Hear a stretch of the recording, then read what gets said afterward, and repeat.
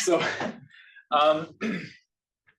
the simple answer to the question, what's new about the new Catholic anti-liberalism, could be not much, but I think that would be a bit underselling the paper. There's a couple of things to be said about it, but I should maybe preface everything by saying that this is an ongoing evolution that I'm talking about. And what I'm really interested in, and I don't know whether somehow they don't seem to be synced, the starting point really is what I would now call the Catholic takeover of the American right. These fellas you all know, J.D. Vance, a convert.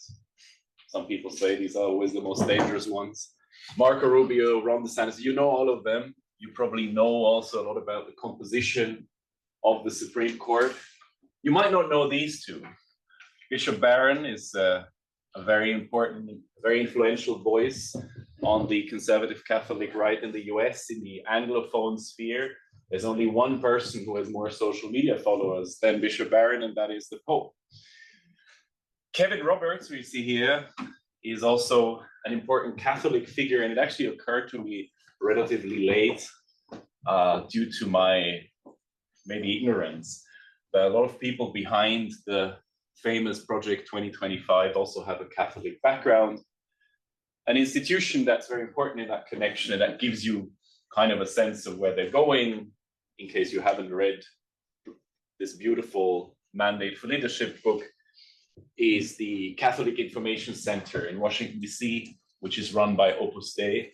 And you see that that's an interpretation of Catholicism that emphasizes family values, traditional gender roles, but also rejects Catholic social doctrine with its traditional emphasis on workers' rights, social justice.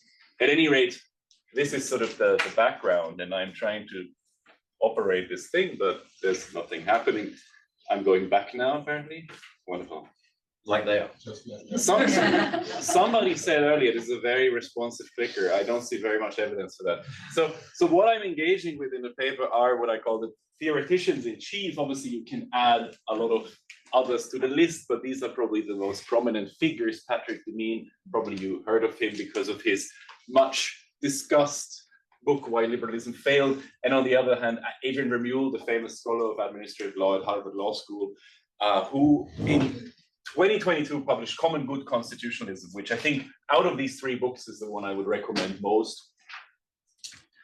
And this is a bit of an anticlimax that is out of sync. Anyways, but I want to emphasize that their theory building is closely connected to politics. Patrick Deneen likes to post pictures about being grateful for good friends, like J.D. Vance. I think some of you might know this man here too. And Patrick Deneen obviously has a particular status here. To my knowledge, his book, Why Liberalism Failed, has been translated into Hungarian. And there's a lot of talk, obviously, on the American right of how Hungary is a bit of a model state for a revival of Christian politics. And Deneen himself says, Hungary offers a model of a form of opposition to contemporary liberalism that says there's a way in which the state and the political order can be oriented towards the positive promotion of conservative policies. And in his latest book, Regime Change, published in 2023, Deneen also mentions Hungary often as an example to follow. I clicked already, so surely there will be a slide at some point. You can get coffee, maybe. Maybe I have to go there because somehow, maybe I'm too far away. Yes, I'm too far away, there we go. But this, forgive me, I have a complicated relationship with technology. You know, okay, so this looks a bit different on my Mac. It's not squished, but be that as it may.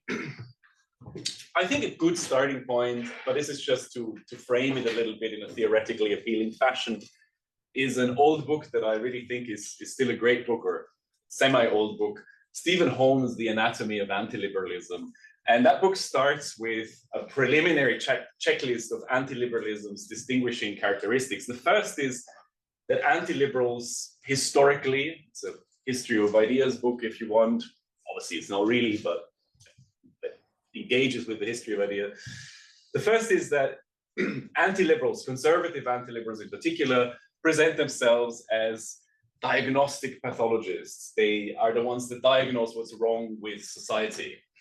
Secondly, they identify liberalism as the root cause of basically all problems in society. There's not much that liberalism isn't responsible for. We're going to talk more about that in a moment. And thirdly, those who then accept, now quoting Holmes, the root and branch criticism of liberalism are promised that they can take part in an unprecedented, world-reshaping struggle to revive forgotten wisdom. That's sort of the next move.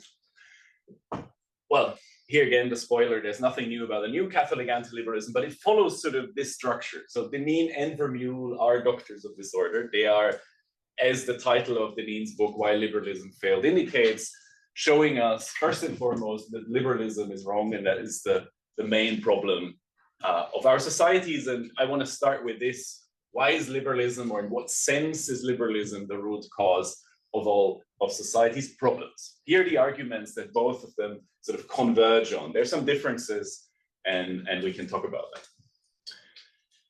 The first point is that liberalism has eroded the foundations of society. Liberalism is characterized, and I think they see something that maybe liberals themselves sometimes don't see clearly enough, or are in denial about. Liberalism is characterized by a belief in progress, understood as the relentless expansion of individualistic autonomy, often cashed out in rights. And that produced ultimately massive economic inequality and the breakdown of family formation, because the individualism means that, you know, all of a sudden women want to work and get abortions because people think about maximizing whatever profits, incomes, economic activity.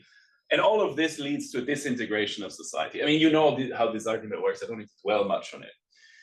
The second point, which I think is also an American point, maybe with links to some of the things that Gabriele has told us, because here you get some, you know, implicit, some vision of a non-polarized ideal society. So liberalism, that's the second point, has created a deep divide between college-educated elites and the masses of ordinary people. One thing that Denin, you wouldn't be surprised to hear that often says, is that the vast majority simply rejects woke capitalism. And woke capitalism is really the confluence of individualistic autonomy in the private and the public domains, right? And they want actually conservative values, protections for workers. That's an interesting point. I'll get back to that, etc. And ultimately, I think we can all agree that what they present us with is not a nuanced scholarly engagement with liberal authors, but sort of a sweeping polemic. Liberalism, one critic argues, is set up as synonymous with libertinism, extreme libertarianism, and other forms of hyper-individualism, which mainstream liberalism neither entails nor accepts. I think that's a good summary. Having said that, I also want to draw attention to the fact that a lot of the things that Denin and Vermeulen talk about is liberalism as a way of life or a lived experience. And as such, there's maybe something actually more interesting in what they have to say than might at first appear when we approach it only as a purely scholarly critique, because as a scholarly critique, it really fails. Now, the next question is, what is the way forward? Clearly not a violent overthrow of the government, but maybe something far more revolutionary. Reviving forgotten wisdoms. I think that's really the next path, and that's where it gets theoretically more interesting. What Denin and Vermeulen do, what they avowedly seek to achieve, is a recovery of what they call a pre-modern common good conservative tradition. And you know, notice that they really say what we're doing is going back to pre-modern thought. I'm happy to talk more about that in the Q&A, but that's kind of what they want. What does this entail? It entails that not progress, which is, you know, liberals' kind of primary value according to the two, not progress as the expansion of individual autonomy is the highest value of society, but the common good.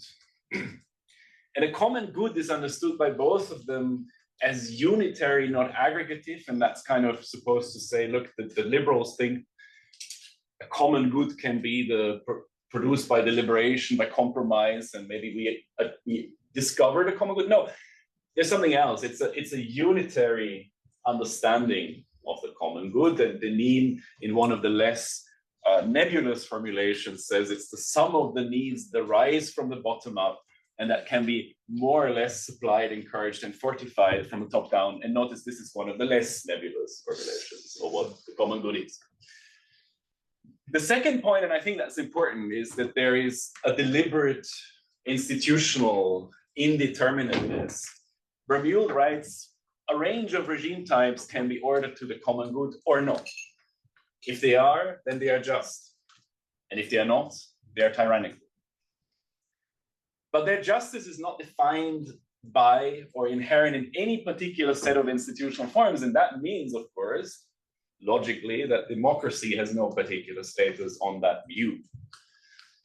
This view, incidentally, goes back, and I should fill you in, probably all of you know this, but this is a view that goes back to something like a late 19th century Thomist revival in Catholic thinking, where these sorts of arguments have already been laid out.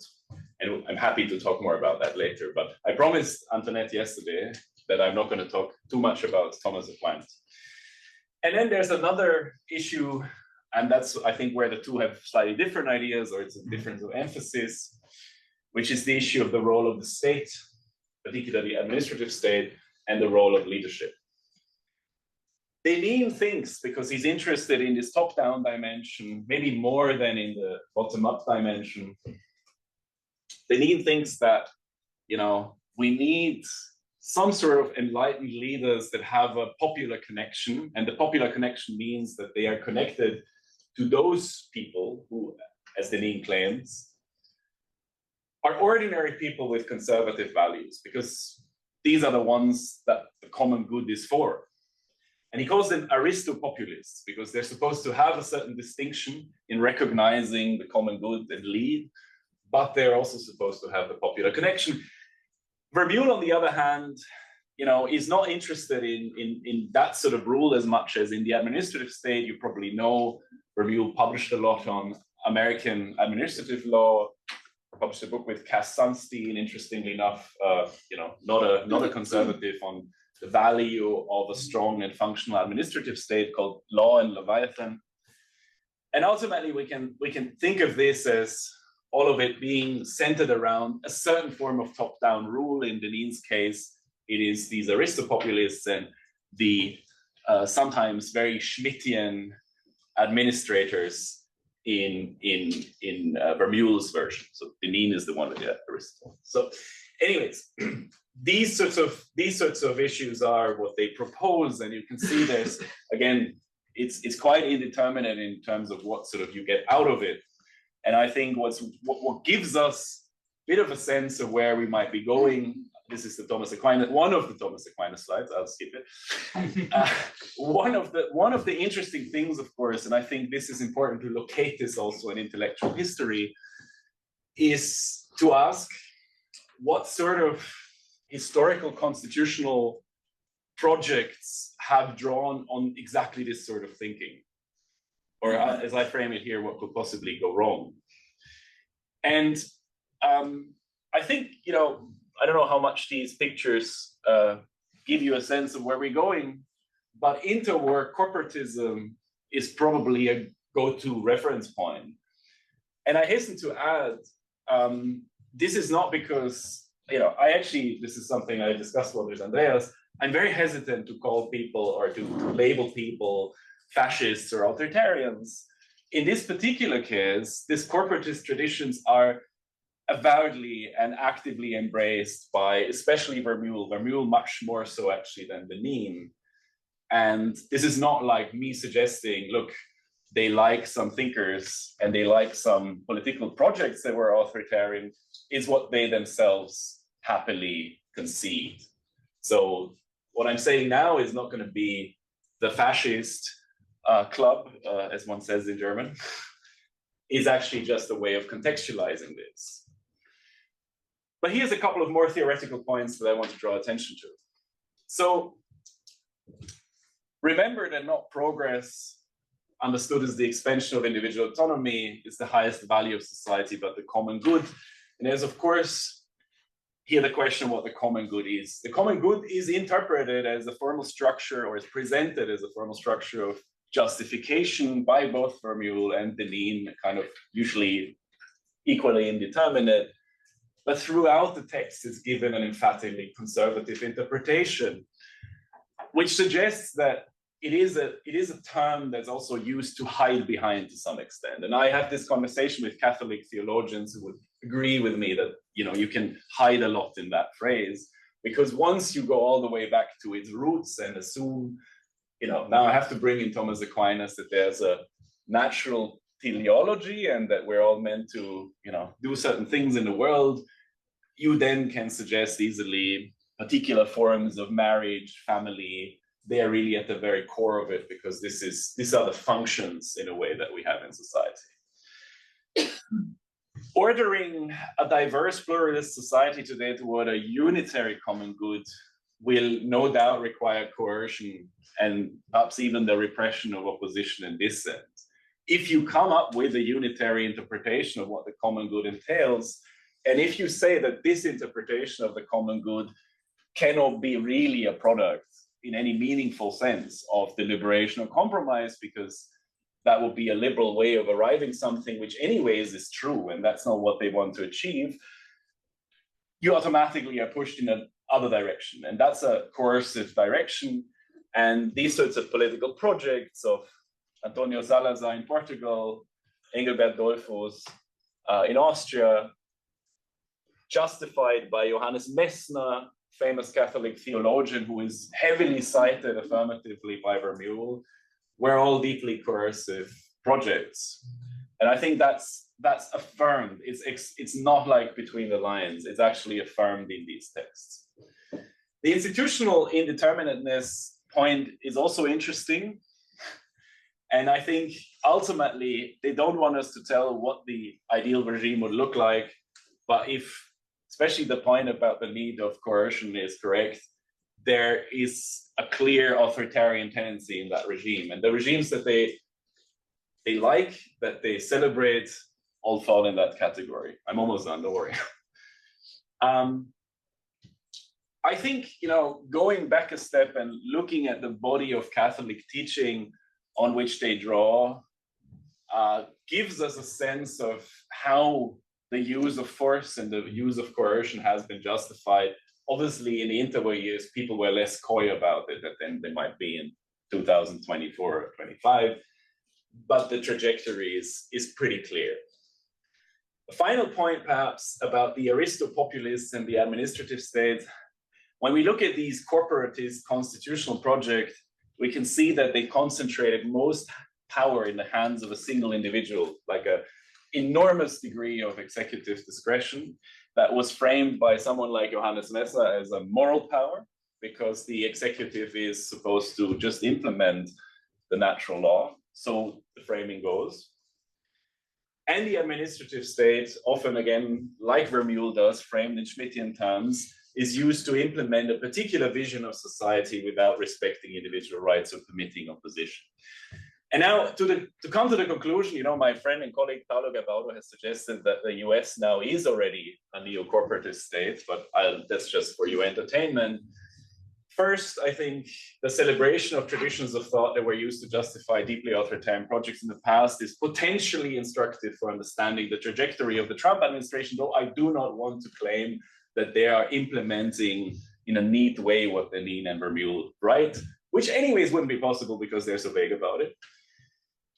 The second point, which ties in with Holmes's observations about anti-liberalism, now comes the fascist term that I wouldn't maybe neatly reach for, is that in their effort to revive Catholic anti-liberalism, Denis and Vermeule, again, like many other historical conservative anti-liberals, make no clarifying effort to explain their differences from fascist philosophers whose rhetoric is often indistinguishable from their own. But finally, and I think that's important, there are also real points of tension between Denis and Vermeule's politics and Trump's, notably when it comes to the emphasis of pro-worker policies, which can be derived from Catholic social doctrine, and Denis is very keen on that. Remember also J.D. Vance talked for a long time about it and then changed his mind. And of course the administrative state, because Vermeule is arguing for a functional, strong administrative state, and that's actually currently undone in the US. And there's a question whether that is actually aligned with the kinds of things that he stands for. I leave it at that. Thank you for your patience and my patience with the clicker.